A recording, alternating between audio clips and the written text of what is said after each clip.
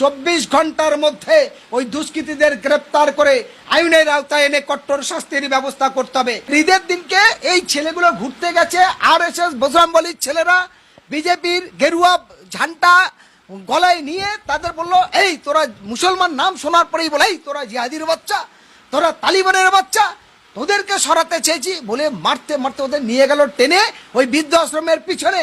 যে RSS এর ছেলেগুলো টানতে টানতে নিয়ে গেল, তাদের কয়েকজনের ছবি আছে। তারপর এরা কি করবে, হতাশ, মারার পরে এদের হাতে বন্দুক দিয়ে বলছে, তোরা তোরা আমাদের মার্ডার করতে আসছিস, বল বল, অমুক নেতা বলে তুমুক নেতা বলে, সেই ভিডিও করেছে। তারপরেও হলো না, তারপরে বলছে তোরা বল আমরা চোরাই মোবাইল বিক্রি করতে এসেছি, তাতেও হলো না। তারপরে বলছে বাড়ির লোককে স্ক্যান পাঠা, সেখানে 50,000 টাকা এক্ষুনি পাঠা, তাহলে তোদের মেরে দেবো। ক্যানিং থানার IC সাহেব, ক্যানিং ডিউটি অফিসার, কি অবস্থা যে এখনো পর্যন্ত তাদের যে বাইক, তাদের টাকা, তাদের মোবাইল কিছুই উদ্ধার করলো না। যে দুষ্কৃতীরা এই ঘটনাগুলো ঘটিয়েছে, এরা যখন থানায় গেছে, থানায় থেকে ফিরছে, আবার রাস্তা থেকে তারা জয় শ্রীরাম স্লোগান দিয়ে এদেরকে চমকাচ্ছে। তাহলে পুলিশ কি তলে তলে সারা জীবন দলদাস হবে? পুলিশ কি সারা জীবন ওই দুষ্কৃতীদের তাবেদারি করবে? তারা নিরপেক্ষ ভূমিকা পালন করবে না?